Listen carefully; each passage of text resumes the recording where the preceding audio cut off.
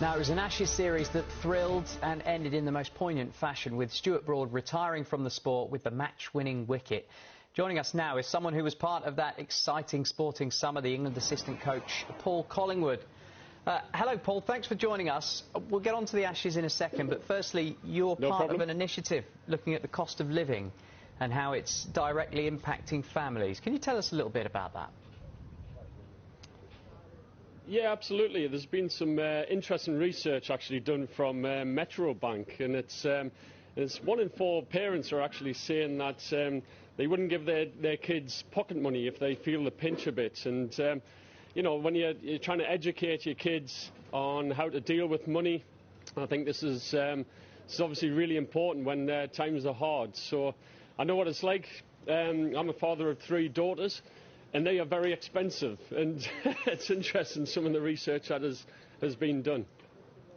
Yeah, father of 2, I can concur with that. Kids are expensive. One of the stats that I've read from your findings, Paul, 43% of those families surveyed that give pocket money have had to borrow back off their kids. That's a really alarming statistic. Absolutely, and you know, it just shows how much that families are under pressure these days. And if you're not giving your kids their pocket money, their well-earned pocket money back, then you've obviously got some problems. So, you know, there's a lot of seriousness about this, but you know, pocket money, I know back in my day was you receive it every week. You get probably the coins back in my day, and you don't have as much cash around in these current times. And I know for my 3 daughters, I've got to transfer the money across to their banks and do it that way. But yeah, it is quite alarming, but you know, hopefully families find a way to still educate their kids. Yeah, it's a serious message. Let's focus on the cricket, Paul. We've been left wanting so much more from the Ashes series this summer. How do you reflect on it now, especially after winning that 5th test last week? Look, I think it was an incredible 8 weeks. In many ways, we were desperate to play one more. I think the whole nation, I think the whole world was desperate for one more test. I'm here at Manchester, and it was just such a gutting way to finish the Manchester Test match with all the rain that was around, and not having the chance of going into that final Test match at the Oval 2-2. And but look, it's you know, one of the reasons, you know, one of the things that Baz McCullum and Ben Stokes wanted to achieve when they first took over is putting Test cricket to the forefront of people's minds, making it a lot more entertaining to watch. And you know, I don't think you've seen too many series like this one. I think it was high quality cricket all the way through.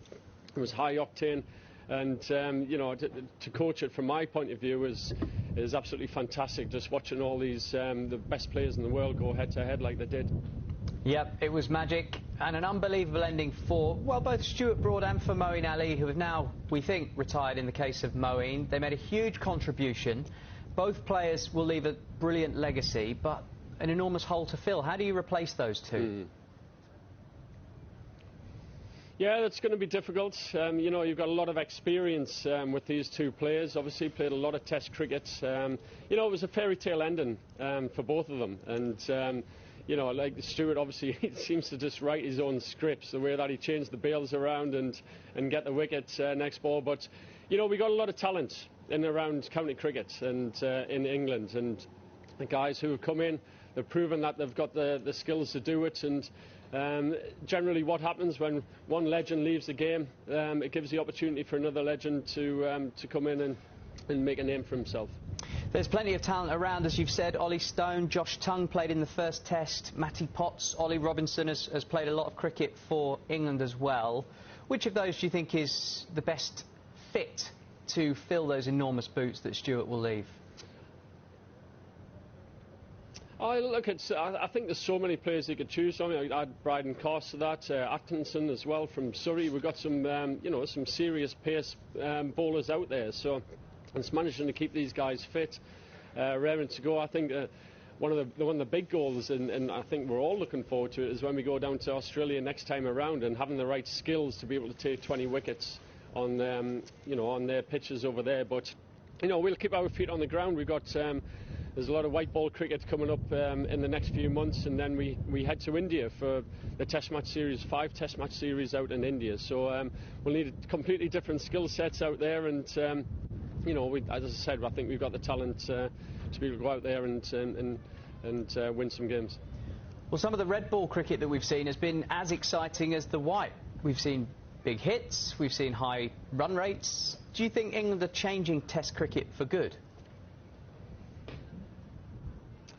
Well, that's the aim. Which you know, we're trying to make it a lot more entertaining and almost take that one-day mentality, that white ball mentality, into Test match cricket. And you know, a lot of people question whether you can do it against a moving ball, against the best bowlers in the world.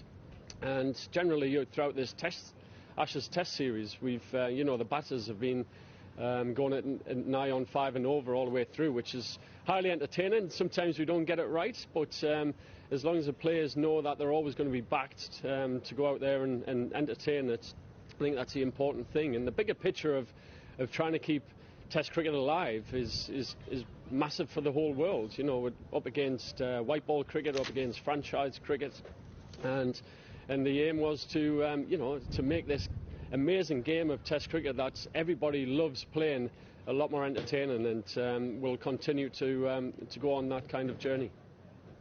One frustration from the Ashes series, England were docked a huge number of points, 18 of their 28 points from the World Test Championship for a slow over rate. Now, this is something that's blighted the game since you were playing. I found an article, Collingwood faces ban for slow over rate, 2007.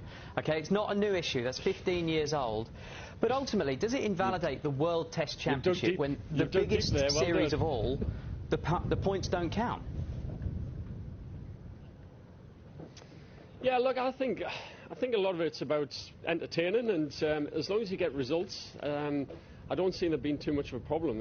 You know, a lot of these you know, strategies in Test cricket is you've got to move the field around, like the bouncer plan, all that kind of stuff. It takes time to move fields around to different batsmen.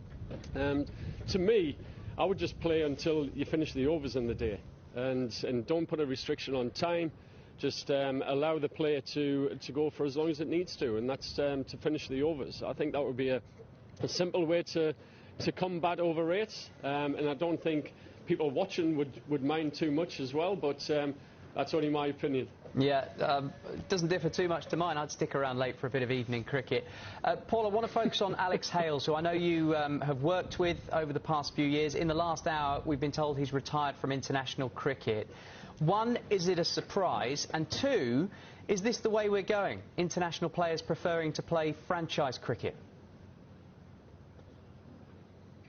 Right, OK, well, that's news to me. But, yeah, I think, look at it, it's the new kind of area that we're getting into with cricket. Franchise cricket is there. It's getting bigger. And the amount of money that these guys can make from you know, from these franchises going around the world, travelling around and playing 6 weeks here, 6 weeks somewhere else, is pretty serious. And you know, you're going to get people who are on the back ends of international careers who make these decisions. It's going to be there. You know, it's going to put these players under pressure to make these decisions for the families. So it's no surprise. I guess from an international point of view, you want to make it an environment really entertaining for them to come into and play their best cricket. And obviously, if they enjoy the cricket, then hopefully that keeps them there for a bit longer. Great stuff. Paul, thanks for talking to us. No problem at all.